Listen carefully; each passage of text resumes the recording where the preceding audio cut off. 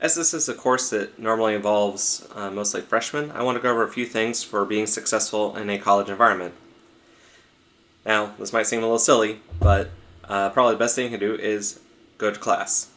And not just showing up there physically, but actually being very mentally engaged as well. This will be very important in doing well in your courses. For this course, I would recommend watching the videos, or at the very least, reading the textbook if videos don't work well for you. The next thing I'd recommend that you do is discover your best learning style. Now, there's several different types of learning styles, and I'm going to go through some of the more popular ones. One is listening, which allows you to get some audio feedback. Another is writing, which actually works really well for tactile learners.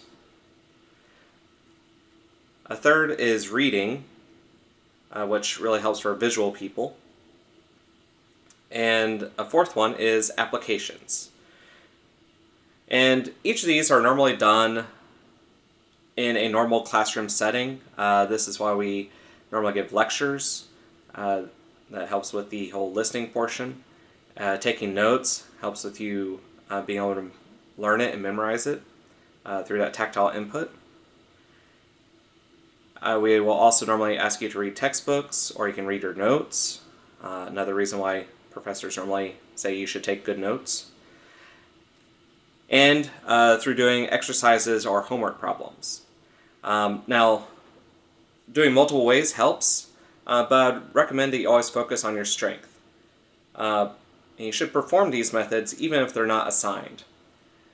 So if you're in a class that doesn't have a textbook assigned, normally you can talk to the professor and they will be more than happy to give you something that you could read if that is your best mode of learning. A lot of students learn best through listening or visually, so that's why we normally go with the lecture format and tell you to take notes. So normally that works out pretty well. Alright. Now for this class, no matter what your learning style is, I'd like you to be successful. So I tried to design it in such a way that you can do whatever works best for you. So if you are a more visual person and you need to read the textbook, you should be able to do just fine in my class. If you're a little bit more of an audio type person, or still a visual person, you can watch the videos and do well in the class.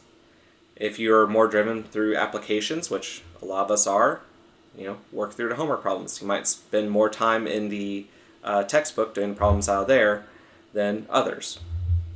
Alright.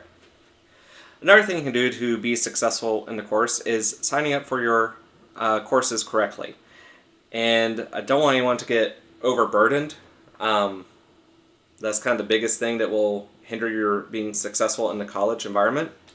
And so typically we like to follow the rule of 3. Now the rule of 3 is you take the number of hours you have of lecture, multiply that by 3, and that gives you how many hours you need to study. So in this course, we have 3 hours of lecture per week. Now, again, it's video, so it's a little bit different, but at least it's how many credit hours it's worth.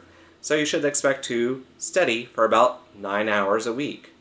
So 12 hours in total for this one course. So you want to make sure you don't overburn yourself, because a lot of you might have additional things going on, such as work, or you have a lot of other classes going on, and we do need to do things like sleep. Which kind of rolls into my next point, where I recommend that you need to work hard and play hard. Now, you need to set aside some sort of designated time each day. I'd recommend at least an hour, or whatever needs to work for you. And do something that is fun or relaxing for you. This will allow you to focus more when you are actually studying or you're involved in the schoolwork. So it can be more productive to take a short break, do something that will energize you, rejuvenate you a little bit, and then come back to studying, and opposed to just powering through and saying, all right, I need to really study hard and cram for this exam. And it can be whatever it is for you. For some people, it's reading a light book. For me, when I was in college, it was playing Ultimate Frisbee. So find something that works for you and make sure you set aside a little bit of time every day to do that. It will really help you out in the long run. Another big thing that many students forget about is that you should talk to your professors. Now, there's a lot of reasons for talking to your professor.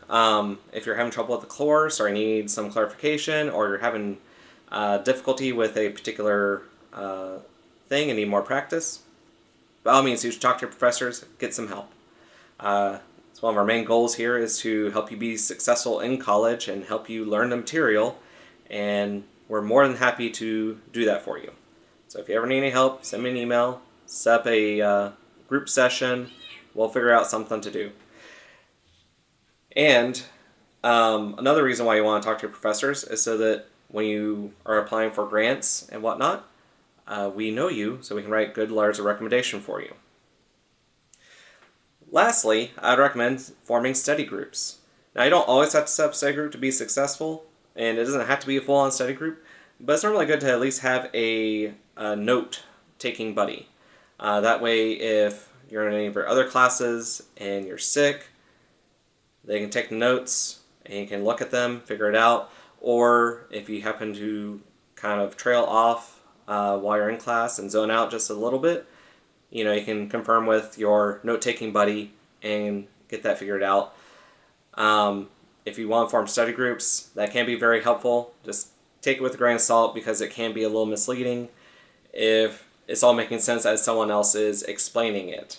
If you're able to explain it, that normally really helps reinforce the knowledge that you have. If you're having someone else explain it to you and that's solely what you're relying on, you may get that false sense of security that you know this a lot better than you do. So again, take it with a grain of salt, but normally having a study buddy or someone you can confirm with on what the notes were or what something meant is normally a really good plan. Anyway, with that, I hope this helps you guys out in being successful in your college courses, and I'll talk to you later.